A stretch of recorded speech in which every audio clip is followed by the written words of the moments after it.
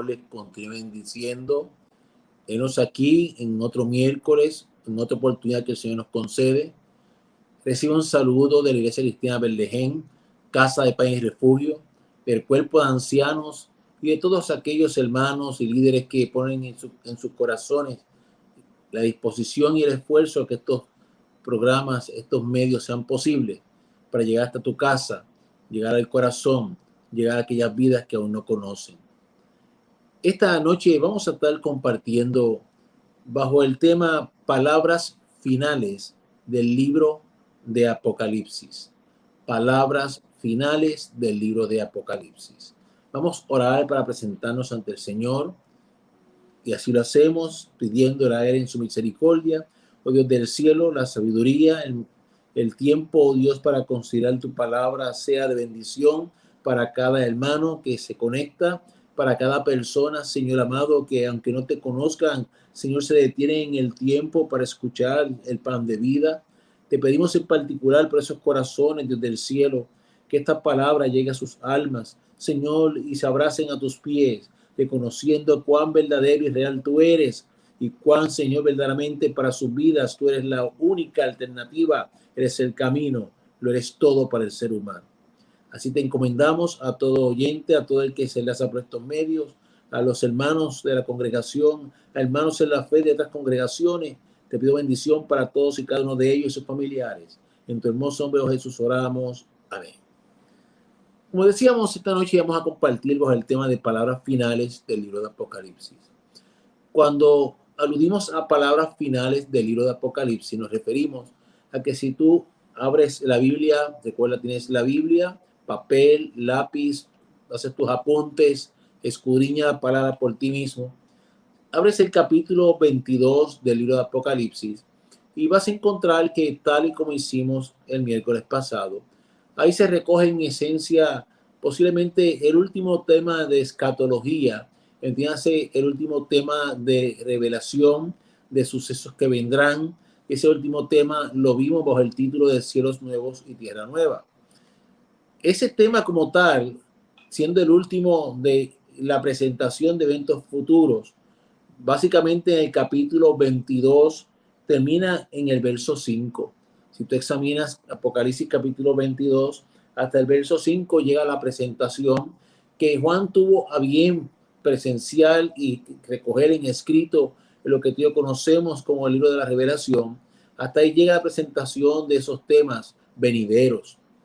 Del verso 6 en adelante, en ese capítulo 22, vas a encontrar lo que básicamente en algunas áreas fundamentales de lo que ya se ha dicho en todo el libro de la revelación, oye, se hace una recapitulación, se hace una alusión a unos puntos particulares, se acentúan los mismos. Es lo que posiblemente podría considerar también como un epílogo. O sea, ya el Señor le presentó a Juan todo lo que vendría y vendrá en el futuro, todo lo que estará tocando las puertas cuando hablemos de los últimos tiempos.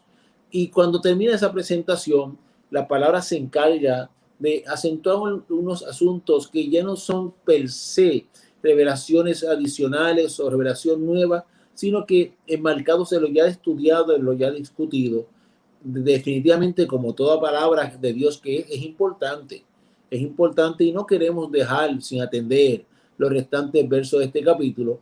Ello en la medida en que definitivamente a través de los tantos miércoles anteriores hemos estado tocando temas que se enmarcan ciertamente en el libro de Apocalipsis. Así que no queremos dejar, y así lo hemos sentido orando, no queremos dejar fuera estos versos restantes y vamos a enfocarnos en los mismos.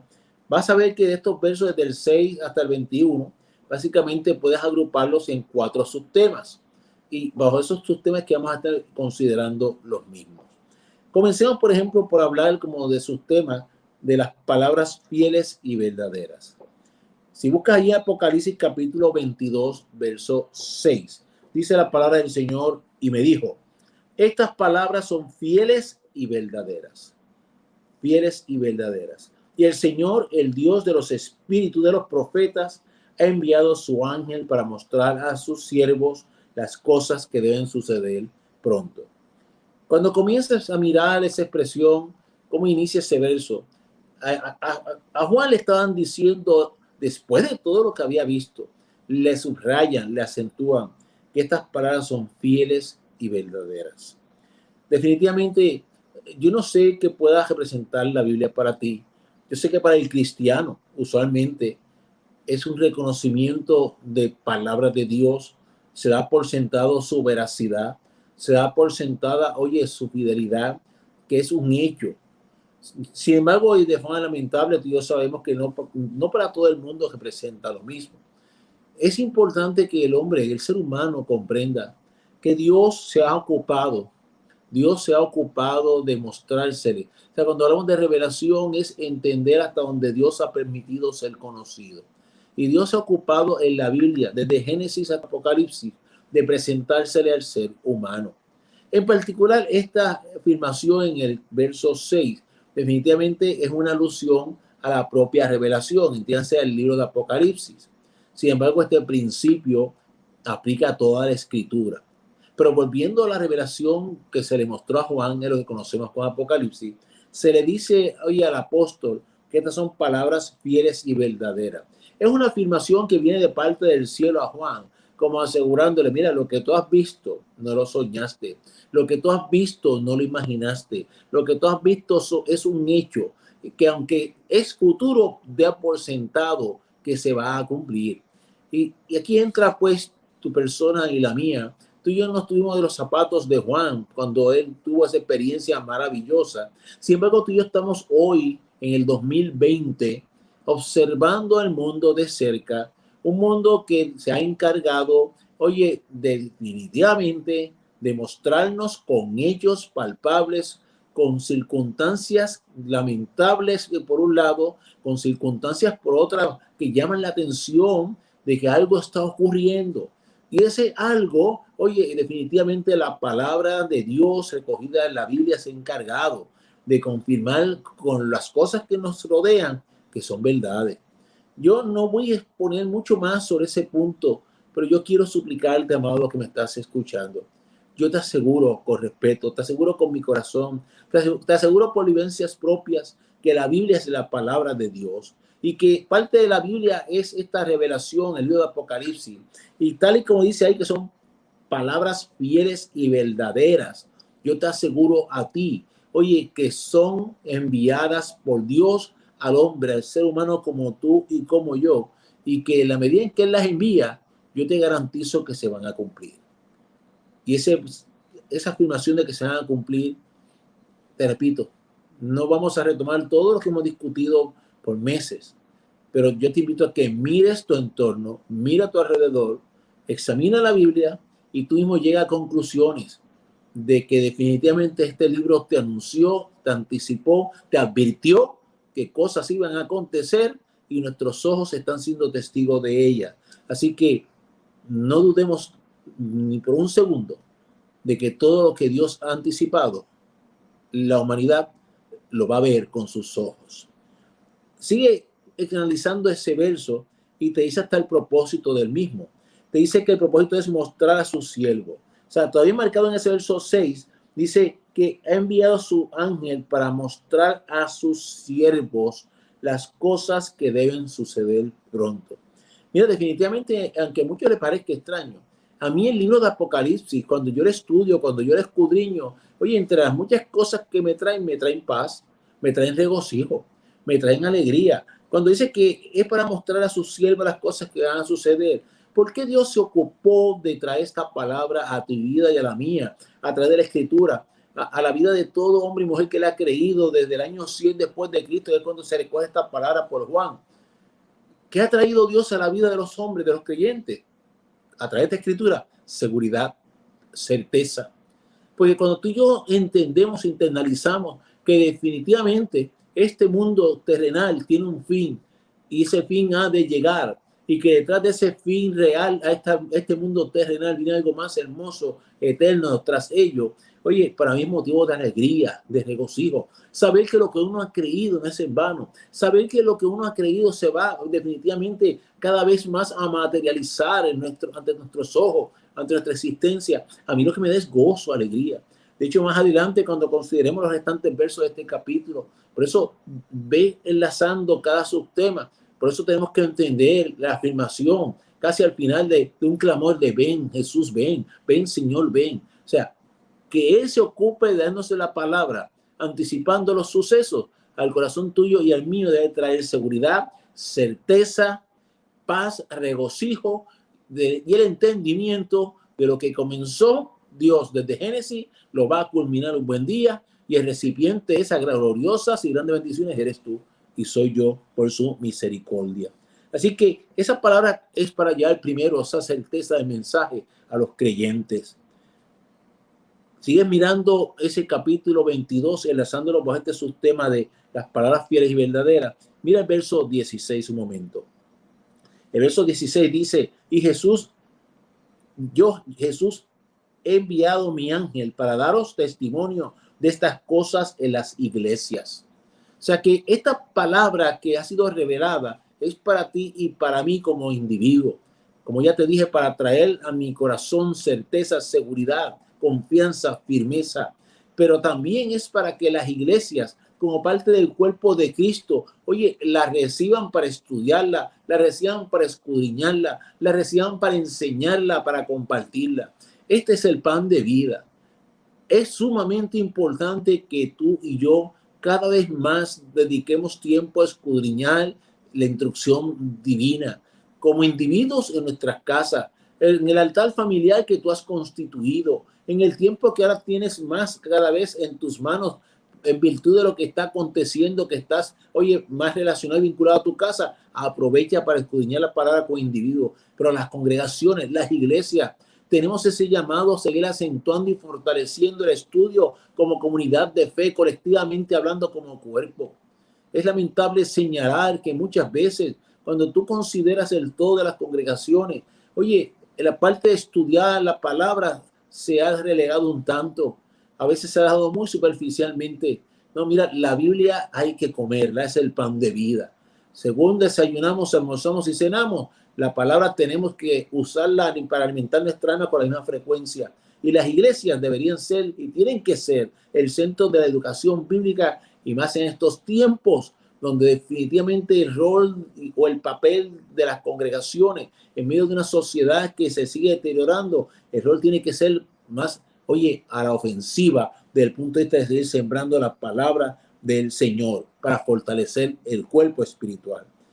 Los versos 18 y 19, todavía bajo este subtema de palabras fieles y verdaderas. Mira lo que señalan estos dos versos.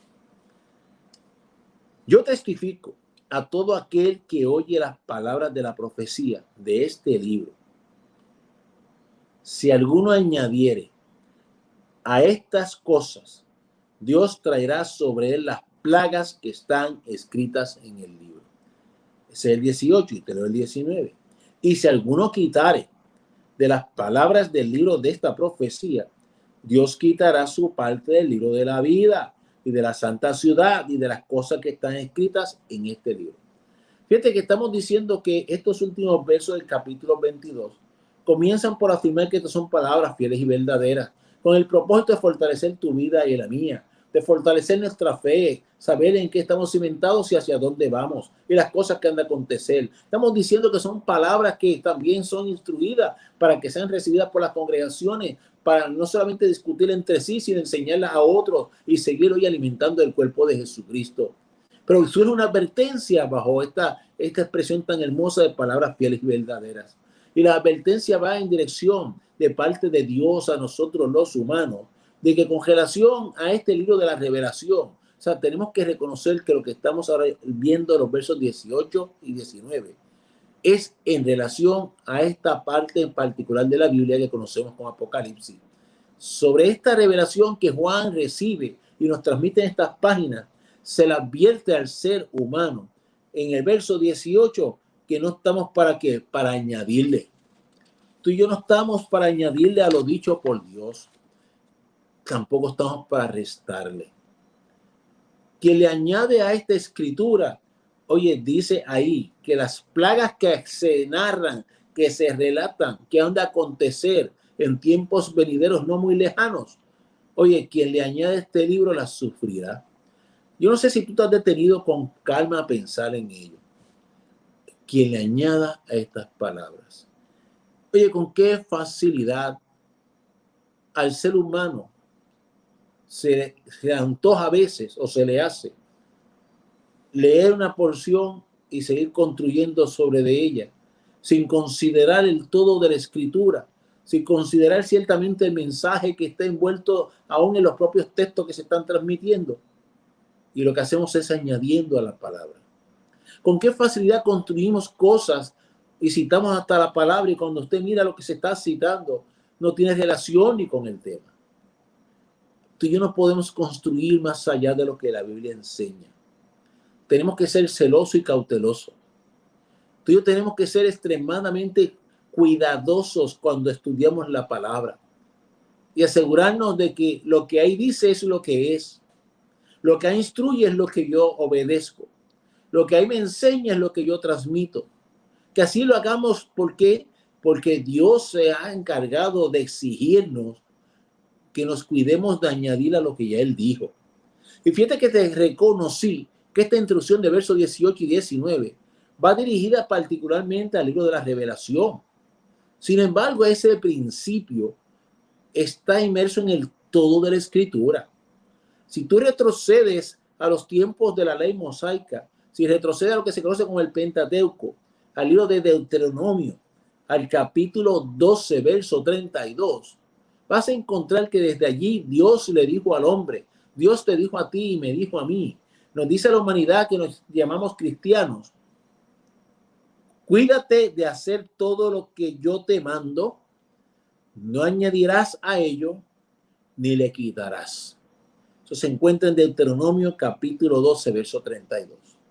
Fíjate que desde allá, entre las instrucciones que Moisés recibió y que transmitió al pueblo hebreo, al pueblo de Israel, oye, se encuentran estos dos extremos de las realidades y de las cosas que a veces hacemos.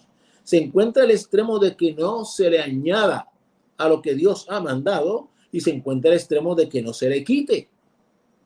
Ambas cosas son contempladas por la palabra del Señor desde el libro de Deuteronomio. Deuteronomio que significa segunda ley. Es un principio que está, oye, presente desde Génesis hasta Apocalipsis, que todo lector tiene que, oye, internalizar y tener siempre bien presente con mucho celo y cuidado, te repito. Tú y yo no estamos para ocupar, y voy a decir esto con cuidado, no quiero sonar un sacrilegio, pero analízalo. Tú y yo no estamos ni podemos pretender ocupar el lugar de Dios. Porque cuando tú y yo como humanos nos atrevemos y nos lanzamos a añadirle a la Biblia donde no dice o a quitarle donde sí existe, oye, ¿qué papel tú crees que estamos asumiendo? Si la palabra le inspira a Dios, si toda palabra, toda escritura es inspirada y yo me atrevo, yo me arriesgo a decir lo que no dice la escritura, yo estoy añadiendo. Y a medida que estoy añadiendo, entonces estoy usurpando el lugar del autor de la palabra, que es Dios. Si por el contrario me ubico en la posición de quitarle, oye, pues entonces estoy suprimiendo aquel mensaje que precisamente quien inspiró nuevamente, Dios inspira para que se redacte en favor de la humanidad. Y si yo me atrevo a suprimirlo, me estoy arriesgando a asumir una facultad que no me compete, que no la tengo. O sea, este asunto es más delicado de lo que parece. Por eso yo te confieso que siempre he sido creyente y tengo que insistir en la necesidad de escudriñar la palabra. Yo siempre te he dicho, mira, tenga ahí la Biblia, tenga ahí la libreta, tenga ahí el lápiz, sígueme a través de la escritura, sigue todo mensaje que te escucha, analízalo. No importa quién sea el predicador, no importa quién sea el maestro. Mira, no puede, ningún predicador ni maestro se puede sentir ofendido porque tú cojas lo que se está transmitiendo y lo pases por el filtro de la escritura. Es tu responsabilidad. Es mi responsabilidad cuando escucho la palabra. Es mi responsabilidad cuando vamos a preparar para compartir palabra. No incurrir en añadir ni quitar, porque quien dispuso de la palabra es el soberano, él es quien le inspira, y yo no estoy aquí, ni ningún humano en esta tierra está aquí para añadir o quitar a lo que él dispuso, porque estaríamos usurpando su facultad. Por eso es que esto es más delicado de lo que parece, y por ello es que tenemos que entender por qué Dios dice aquí en la palabra, por qué Jesucristo afirmó y le dijo a Juan, mira, el que le añada las plagas que aquí se han contemplado en el libro de la Revelación, las va a sufrir, va a acarrearlas. ¿Tú has pensado eso con cuidado? Oye, si tú te has sentado a estudiar las plagas que relata el libro de Apocalipsis, desde los sellos, desde las trompetas y después la de las copas de la ira de Dios, oye, son terribles. Y plagas que son cada vez en ascenso. Lo de los sellos, las trompetas en ascenso, y cuando llega las copas, la ira de Dios derramada. Entonces, que la propia escritura le dice al ser humano, si tú le añades a lo que aquí está dicho, lo que ahí se señala que ha de acontecer para la humanidad, tú la vas a padecer. Oye, es una manera de decirle al humano que se atreva a estar añadiéndole a la Biblia que se va a perder, que va a sufrir. Y si crees que eso es un más o menos, más claro se lo dice en el 19, al que se atreva a quitarle. Al que se atreva a quitarle, ¿qué es lo que dice el 19? Dios quitará su parte del libro de la vida y de la santa ciudad y de las cosas que están escritas en este libro. Quien añade y quita se está exponiendo a sufrir los juicios que contempla precisamente el libro de la revelación y se está exponiendo a que su nombre sea borrado del libro de la vida. Está exponiéndose a perderse. ¿Por qué? Por lo que ya te adelanté. Porque añadirle a la Biblia y quitarle no es un mero asunto de criterios. Añadirlo o quitar a la Biblia no es un asunto meramente de opiniones. No, pero es que yo opino. Es que mi razonamiento me dice a mí que así suena más bonito. No, es que mira, mi vivencia, mi experiencia me dice a mí que esto quedaría mejor si quitamos esto de aquí. Amado hermano, comienza a pensar que cuando se incurre en alteraciones a la palabra, nos estamos atreviendo a usurpar una función muy delicada que nace en el corazón de Dios, quien en el Espíritu inspira este mensaje para el ser humano. Así que no es cosa liviana. Y por eso a mí me aterra cuando escucho muchas veces doctrinas, cosas, interpretaciones que cuando tú examinas la escritura no tienen cabida o se fueron lejos pensando en que hay un contexto obligo que lo sustente, pero en el todo de la escritura son errados. Cautela con ello, amado hermano. Así de importante es el asunto. Todavía bajo el concepto de palabras fieles y verdaderas. Mira el verso 7. El verso 7 del capítulo 22 dice, he aquí vengo pronto. Bienaventurado el que guarda las palabras de la profecía de este libro. Fíjate que según por un lado nos advierten, según nos dice el que le añada, las plagas sobre él vendrán, llegarán. El que le quite, hasta su nombre será, oye, removido del libro de la vida. La contraparte es que quien en su corazón, oye, guarda las palabras de la profecía de este libro, es considerado bienaventurado. Guardar es, oye, tú estás ahí escuchando la palabra, tú estás escudriñando la palabra, tú atesoras la palabra, es decir, tú la tomas para ti y la tienes presente y la respetas y yo la respeto y la respetamos y regimos nuestra vida por esa palabra y reconocemos que lo que aquí está escrito lo dispuso Dios. Eres tú un guardador de su palabra y la proteges, la custodias con la diligencia y el entendimiento de que no estamos ni para añadir ni quitar. Oye, del cielo te llaman bienaventurado. ¿Sabes qué significa bienaventurado para todos los fines bíblicos? Tú eres más que feliz. Otra versión dice más que dichosos. Ya hay interpretaciones por cuestiones de definiciones de significados. Pero el punto es que sobre ti abunda algo muy exquisito de parte del cielo. Bienaventurados son aquellos que reciben la palabra y la custodian tal y como es y la honran. La honran como es la escritura, como es la palabra. Esta semana le compartí a unos hermanos en la fe que hay un tema que el Señor me ha ido trayendo al corazón hace un tiempo y en su momento lo compartiremos. Y solo te adelanto cómo me sacude y cómo me carga. Y el tema es que la fe no enmienda la escritura. Anótalo por ahí, comienzo a orar para su momento. La fe no puede enmendar la escritura. Y va dirigido a que hay muchos seres humanos que circunstancial y lamentablemente te lo doy con dolor y con respeto. Le es mucho más fácil al ser humano decir, yo he sentido y yo creo que tal cosa es así, sin haber escudriñado si tal cosa hoy es sustentada o no por la palabra. La palabra no puede ser enmendada por ti, por mí, ni por nadie. Ni tan siquiera por lo que llamemos actos de fe. La fácil es hablar y decir lo que yo siento o pienso. O decir, yo siento que Dios me dijo. La difícil es que nademos en la escritura para ver si lo que estamos diciendo cuadra con cada letra de la Biblia y con los puntos y las comas y los tildes de la misma para asegurarnos que es correcto. Eso es más difícil. Hacemos el trabajo, amado hermano, que es hermoso. Así pues, es bienaventurado cuando guarda las palabras de esta profecía. Gloria sea al Señor. Así que bajo el primer tema o subtema de este capítulo va dirigido a ese enfoque. La veracidad y la fidelidad de la palabra derramada en el libro de la profecía, la cual puede estar seguro que se ha de cumplir. Y para aquellos que la recibimos, lo que hace es que fortalece nuestro corazón, fortalece nuestra esperanza. Nos habla de un Cristo que ha de llegar. Las señales de los tiempos te acompañan. Oye, hacen un coro diciéndonos que esto es verdad y que va a pasar. Y tú y yo nos gozamos con ello. Y ese gozo nos lleva hoy a atesorarla de tal manera que es razón de ser de las congregaciones estudiar, examinarla, escudriñarla. Es razón de ser, oye, de yo con celo cuidar la palabra y no añadirle ni quitarle porque sé, oye, que juicio vendría o mi nombre podría ser eliminado del libro de la vida. Pero por el contrario, cuando con celo la vigilo, soy bienaventurado. El segundo tema puedes enmarcarlo bajo el concepto de vengo pronto. Si vas a Apocalipsis capítulo 22, verso 10, mira cómo dice la palabra. Y me dijo, no selle las palabras de la profecía de este libro, porque el tiempo está cerca. No selles, es lo primero que dice ese verso. Cuando tú buscas la expresión sellar en la propia escritura, vas a encontrar que el sello servía entre los propósitos que reconoce la propia escritura, servía como firma.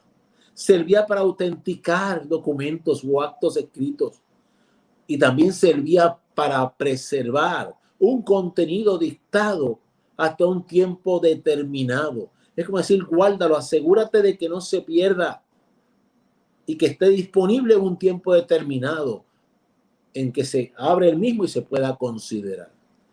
En ese enfoque en particular de sellar, oye, cuando tú vas al libro de Daniel, el capítulo 12, verso 4, mira en función este concepto que te acabo de mencionar, en términos de contemplarlo como un acto de asegurar igualdad para determinado tiempo. Daniel, capítulo 12, verso 4, dice así, pero tú, Daniel, cierra las palabras y sella el libro hasta el tiempo del fin. Fíjate que Daniel fue un profeta que tuvo la vivencia hermosa de recibir revelación sobre los sucesos de los tiempos finales. De hecho, muchos le llaman al libro de Daniel en el Viejo Testamento como el Apocalipsis Viejo Testamentario. Y ciertamente se complementan tanto el libro de Daniel con el Apocalipsis en muchos temas, sobre todo en el inicio, en el arranque, de cómo uno contemplar que comenzarán estos sucesos a acontecer. Daniel, cuando recibe todas aquellas revelaciones, ya después de internalizarlas, mira lo que se le dice. Cierra las palabras y sella el libro. ¿Por qué a Daniel se le manda a cerrar y a sellar estas palabras? Se le dice por qué. Porque son hasta el tiempo del fin.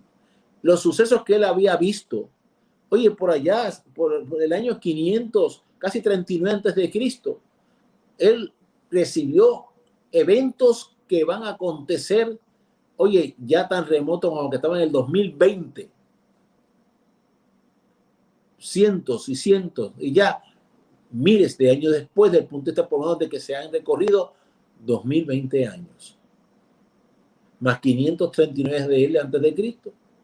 Se le dijo, esto que tú estás viendo es para el final del tiempo.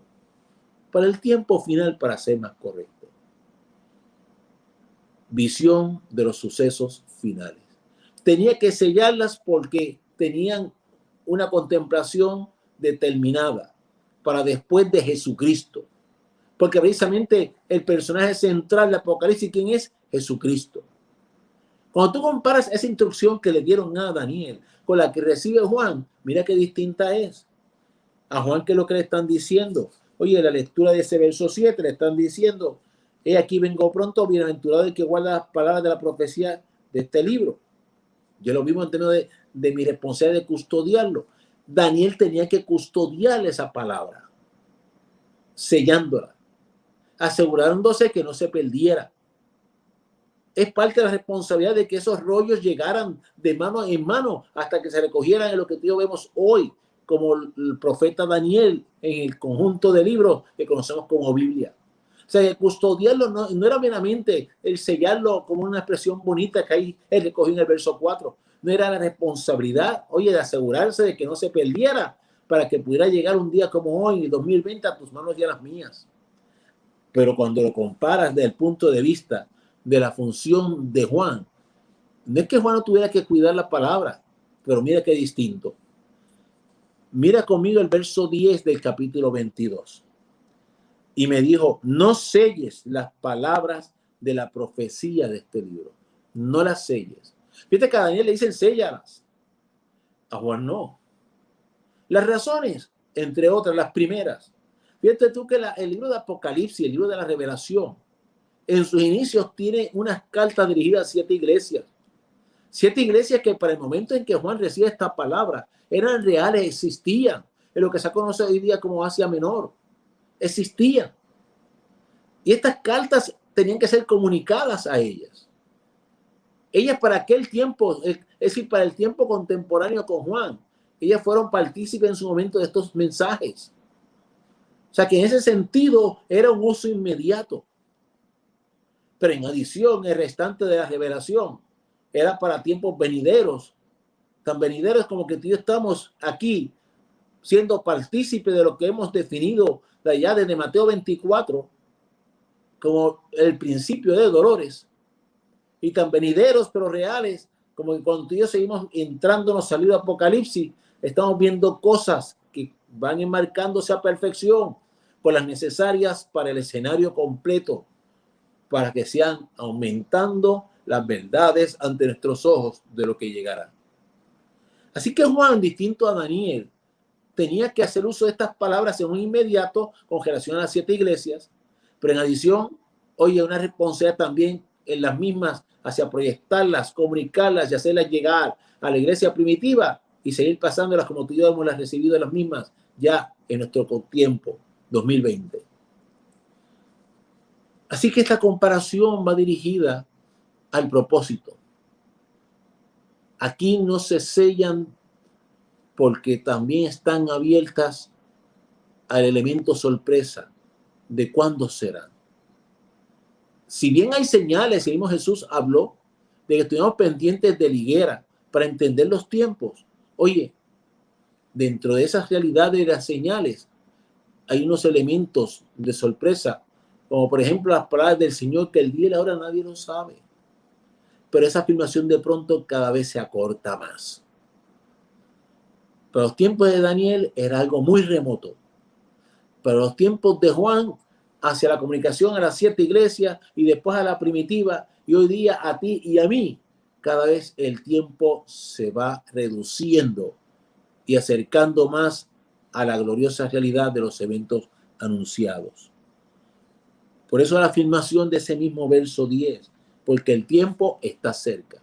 Fíjate que la palabra es tan hermosa que lo que dice ahí es el tiempo está cerca.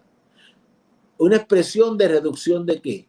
De los días que van pasando. El tiempo se acerca. Cuando miras en el verso 12 de ese capítulo 22, mira cómo lo enfoca. He aquí yo vengo pronto. Observe y sigue comparando. Primero dijo, el tiempo se acerca. Reducción en el calendario. He aquí yo vengo pronto. Fíjate que no dijo inmediato. Vengo pronto. Una advertencia a la iglesia de un espacio de sorpresa. Y mi galardón conmigo para recompensar a cada uno según su obra. Vengo pronto. ¿Desde cuándo se escucha esa expresión? Hace una semana atrás compartíamos un jueves de la noche con los jóvenes adultos. Oye, que precisamente una de las críticas grandes que la iglesia tiene que reconocer de forma fría y objetiva Yo siempre he dicho que la Biblia no necesita que la defiendan y menos Dios. Muchos han criticado que por décadas han escuchado decir que Jesús viene pronto y que no llega. Usualmente se utilizan porciones de la palabra como segunda de Pedro capítulo 3. ¿Para qué? Para explicar, entre otras cosas, las razones de por qué no ha llegado. Solamente la leemos porque te acabamos de mencionar. Segunda de Pedro capítulo 3, versos 8 y 9. Mira cómo dice la palabra. Mas, oh amados, no ignoréis esto, que con el Señor un día es como 1000 años y 1000 años como un día. El 9, el Señor no retarda su promesa, según algunos la tienen por tardanza, sino que es paciente para con nosotros, no queriendo que ninguno perezca, sino que todos procedan al arrepentimiento. Gran crítica ha recibido el mensaje de la palabra del Señor. En esta área en particular le vengo pronto, porque muchos señalan que los años siguen pasando y no acaba de llegar. Oye, yo quisiera ver el rostro de todos esos que lo han criticado, de todos esos que dicen, mira, no viene nada. ¿Desde cuándo lo estamos oyendo? Mira, del 40, del 50, del 60, estamos escuchando que viene pronto y no llega nada. Yo quisiera ver el rostro de esos que lo señalan como algo negativo o crítica. Si tuvieran en esta tierra la oportunidad de ver el rostro del Señor. Yo quisiera ver el corazón de todos aquellos que han señalado esto como una deficiencia. Yo quisiera ver cómo van a reaccionar cuando se cumpla, como dice la palabra, que ante él se doblará toda rodilla y toda lengua confesará su nombre. Yo quisiera ver qué van a decir los que pensaron que la aparente demora era una señal de que no vendría nada. ¿Cómo van a reaccionar cuando vean que eso es un hecho que tendrán que enfrentar? Pero más allá de esas reacciones que yo quiero ver, hay una realidad. Fíjate que la gente confunde lo que es inmediato con inminente. Inmediato significaría ahora mismo. La palabra en ningún sitio, ni en ninguna de las traducciones, ni en el idioma griego, cuando tú examinas el original, te hace una aseveración de inmediato. Inmediato es ya. Pero inminente lo que significa es que tarde o temprano va a ocurrir, es inevitable. Que el calendario de la afirmación se acerca, sigue restando. Que la afirmación pronto anticipa que es más cerca de lo que pensamos o no más lejos de lo que muchos quisieran. Añádele eso que va a ser inminente, es decir, un hecho inevitable. Esta humanidad tiene una cita con Dios. Esta humanidad tiene una cita con su Creador. Esta humanidad tiene una cita con Jesucristo, el Rey de Reyes, Señor de Señores. Lo crean o no lo crean, no lo podrán evitar. Va a llegar. Y los tiempos lo están gritando. Y tú acuérdate de la palabra que dice que con estas cosas comienzan a acontecer, ¿cuál tiene que ser tu reacción y la mía? Oye, erguir el rostro, levantar para alabar, darle gracias a Dios por las cosas que están aconteciendo, que nos están hablando de que su venida es inminente, de que va a acontecer, de que va a llegar. La afirmación de Pedro, de que muchos tienen su aparente tardanza, su aparente retraso, oye, como señal de que no llegará, olvidan algo, que precisamente el día que venga se acabó la oportunidad de ser salvo. En el momento en que Jesús inicie su venida para esta tierra, se acabó la oportunidad de la salvación. Oye, pues en lugar de criticar, en lugar de decir, no viene nada, en lugar de decir, mira, se sigue tardando, se sigue estirando en el tiempo. Oye, dale gracias a Dios que no ha venido todavía. Dale gracias a Jesús que no ha tocado todavía las puertas de la humanidad.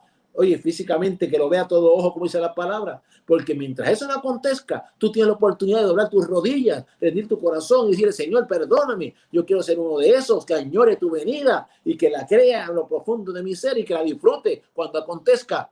Porque me rendí. No porque te critiqué o no porque pensé que no acontecería. El otro subtema que encontramos en esos versos restantes es el del estado del humano precisamente. El estado del humano a su venida. Vaya conmigo a Apocalipsis capítulo 22, verso 11. Mire cómo dice la palabra. El que es injusto, sea injusto todavía. El que es inmundo, sea inmundo todavía. El que es justo, practique la justicia todavía. Y el que es santo, santifíquese todavía. Ese verso es muy interesante, ¿sabes? De hecho, retrocede hasta el libro de Daniel, al capítulo 12 que ahorita examinamos. Esta vez mirando el verso 10, para que veas algo común con relación a ese capítulo y verso, pero que acabamos de leer para explicarlo. Daniel capítulo 12, verso 10 dice la palabra de la siguiente manera. Muchos serán limpios y emblanquecidos y purificados. Los impíos procederán impíamente y ninguno de los impíos entenderá, pero los entendidos comprenderán.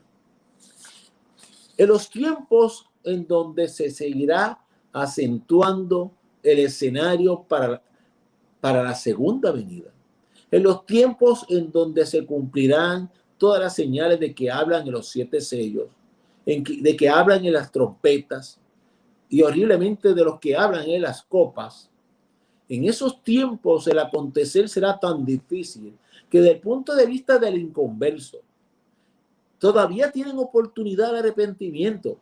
Sin embargo, la palabra nos habla de que triste y lamentablemente, oye, tendrán el entendimiento entenebrecido.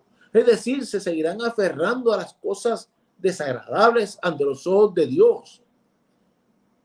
Al punto que inclusive la reacción de gran parte de la humanidad la vimos cuando discutimos el capítulo 13 de Apocalipsis.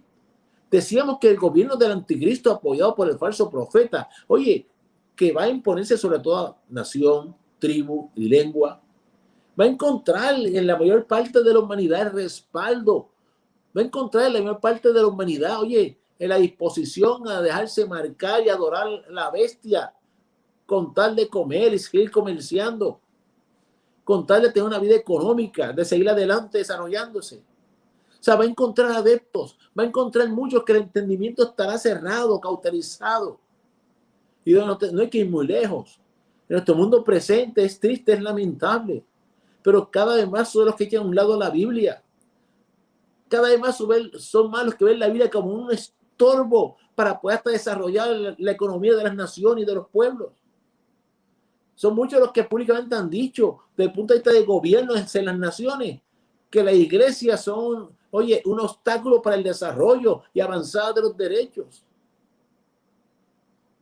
Tienen el entendimiento entenebrecido. Y cuando los tiempos, oiga, se acentúen desde el punto de vista del deterioro, serán muchos los que se van, oye, lamentablemente, a solidificar, a afirmar de forma negativa en su posición adversa hacia Dios y hacia el Evangelio.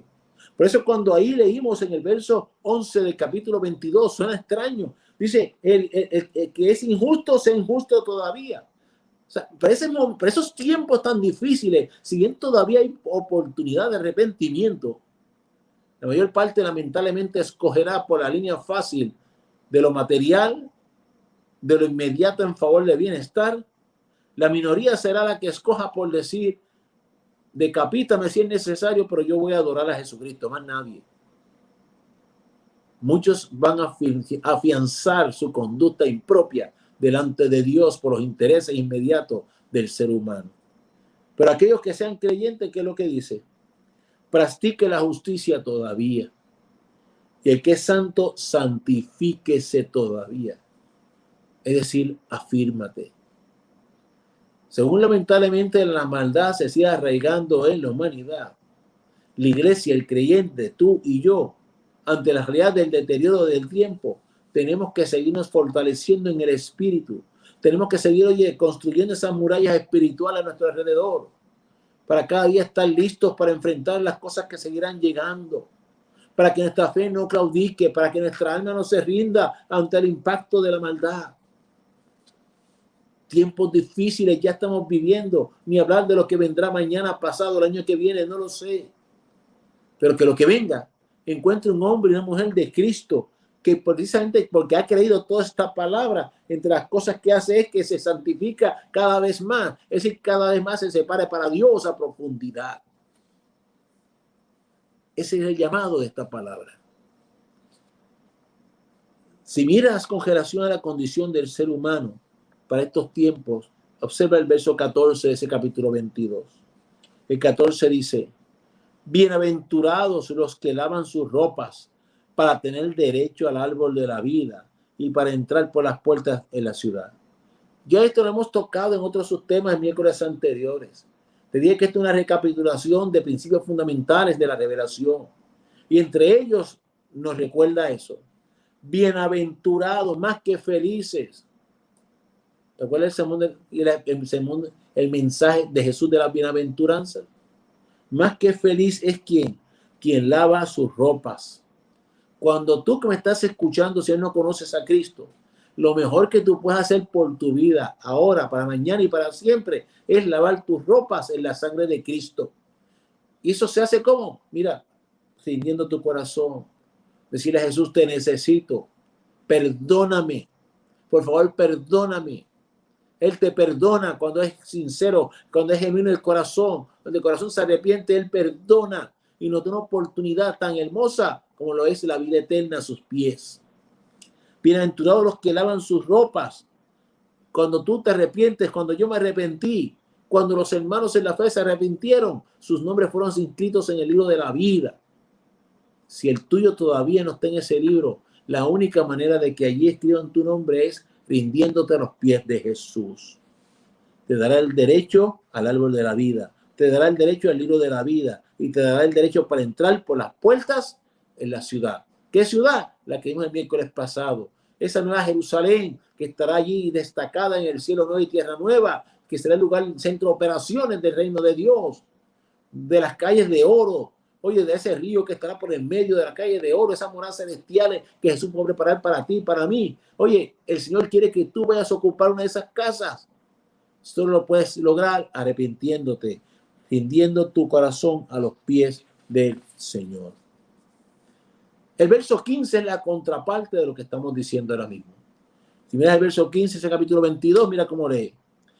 Mas los perros estarán fuera, los hechiceros, los fornicarios, los homicidas, los idólatras y todo aquel que ama y hace mentira. Ese verso es una alusión a alguna de las ilustrativo. Son alusiones de ejemplos de conducta que lamentablemente no tendrán lugar ni cabida. Oye, los cielos nuevos y la tierra nueva. Por el contrario, son conductas que van a llevar a uno a lo que vimos cuando discutimos el juicio del trono blanco. Circunstancialmente, solo por mención, cuando tú buscas la palabra, lo que implicaba en la afirmación perro para el pueblo judío, lo utilizaban para hablar de los gentiles, para hablar de toda nación que ellos entendieran que no era santa porque no eran hebreos. Lo utilizaban también para aludir a la conducta homosexual, sodomita. Cuando miran los hechiceros, aquellos que hoy se enlazaban con las fuerzas del ocultismo, con las fuerzas y huestes del infierno. Oye, en pleno siglo XX, si ya va para el XXI, obviamente, y hablamos del 2020, quizás tú digas: pero eso eran cosas de la antigüedad.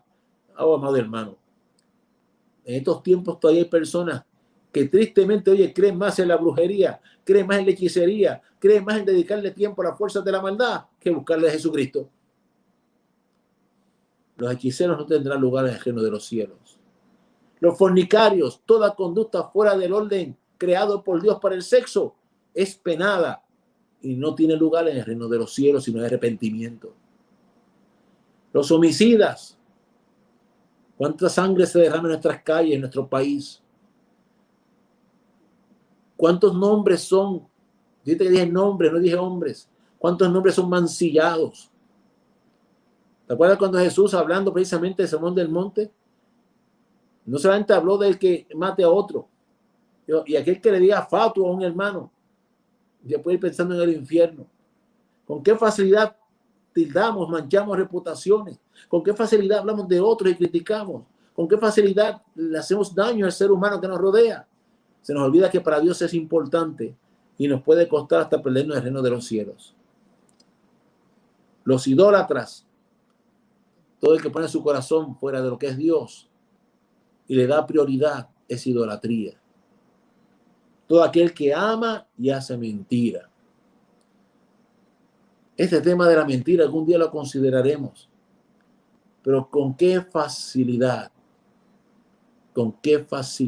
el ser humano dice cosas que se apartan de la verdad. Las famosas mentiras, algunas le llaman medias mentiras. Recuerda que una media verdad fue la que Satanás usó para hacer caer a Adán y Eva. Una media verdad. No le dio la verdad completa. Tan mentira es la llamada media verdad como la mentira completa. No hay grados. No hay pecados grises o pecados negros. No hay grados. Conducta de los que no llegarán a ese lugar hermoso que ya discutimos la semana pasada. El último subtema es el del clamor porque venga. Ya dijimos que el mismo Jesús afirmó que su venida está cerca. Vengo pronto, que es inminente. La contraparte de esa afirmación del Señor. Clamar porque Él venga. Mira el verso 17 un momento. Y el espíritu y la esposa dicen, ven. El espíritu. La iglesia como cuerpo místico dicen, ven. Yo te pregunto a ti, me pregunto a mí mismo. ¿Cuántas veces tú te has encontrado diciéndole a Jesús con seriedad, con firmeza en tu corazón, deseando que Él venga? ¿Cuántas veces te has encontrado tú diciendo cuánto yo añoro que Jesús venga de verdad? No de boca para afuera. Si de verdad tú y yo amamos al Señor, si de verdad amamos, oye, amamos en nuestro corazón quien es Él, genuinamente para con nosotros, el tema de su venida debe provocar regocijo al alma genuina. No debe provocar temor. El tema de su venida no debería provocar preocupación en que de verdad a sus pies se ha rendido. Sí es importante que entendamos que tú y yo no somos egoístas con la salvación. Clamamos porque Él venga, pero clamamos porque las almas se arrepientan. Clamamos porque cuando Él venga, otros como tú y como yo hayan saboreado la experiencia de la comunión y de la relación con Cristo en esta tierra. Pues como ya dije, en el momento en que Él venga, se acabó la oportunidad de ser salvo. Así que por un lado, qué importante es que tú y yo hemos entendido que en un momento dado esto se va a seguir acentuando y va a gritar a toda voz que Jesús viene pronto, y que tú y yo en medio de eso tenemos que con gozo y con gusto levantar el rostro al cielo, oye, regocijados porque va a acontecer. Pero por otro lado no se nos puede olvidar que tenemos la responsabilidad en los hombros de compartirles a otros este mensaje para que seamos muchos los que miremos hacia el cielo con gusto y gozo y digamos, ven.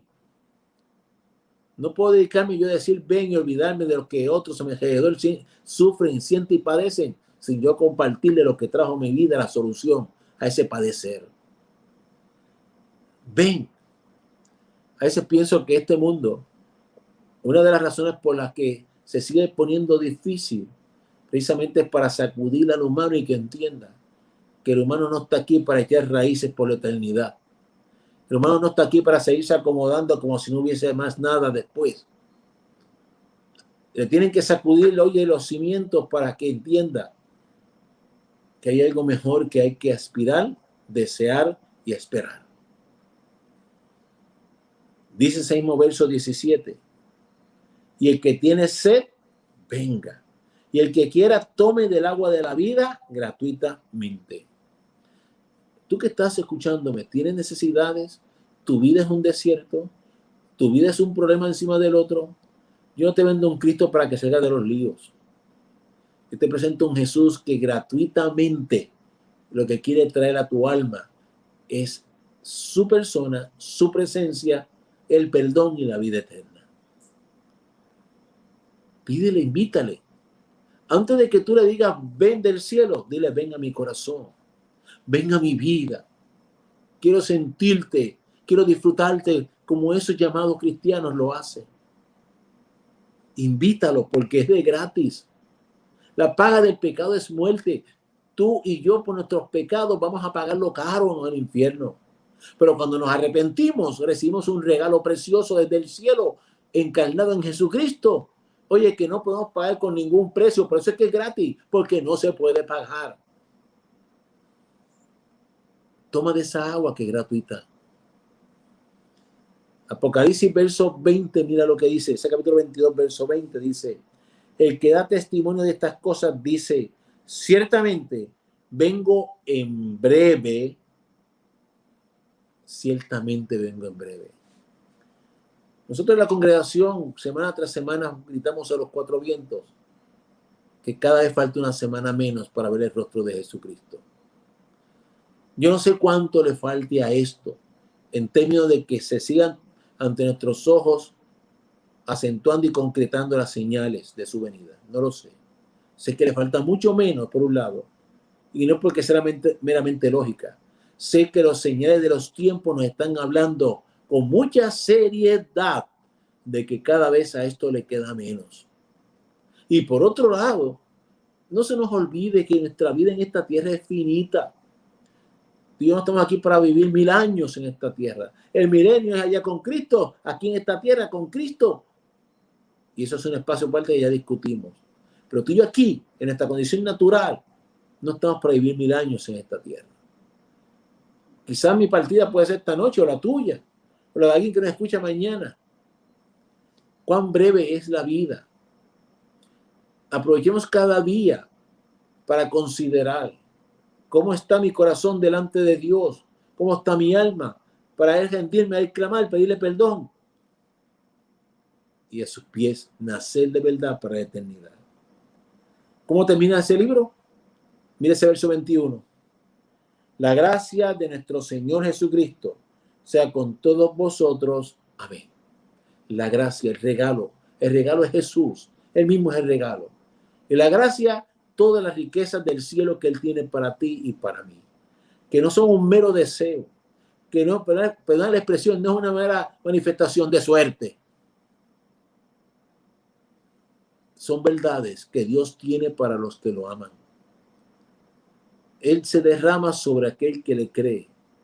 Jesús se hace una poderosa realidad en la vida del que le cree. De gratis. El regalo eterno. La gracia de nuestro Señor Jesucristo sea con todos vosotros. Amén. Vamos a orar. Y si hubiese alguien que en su corazón aún no conoce a Jesús, puede comunicarse al 787-949-1741. Queremos orar por ti.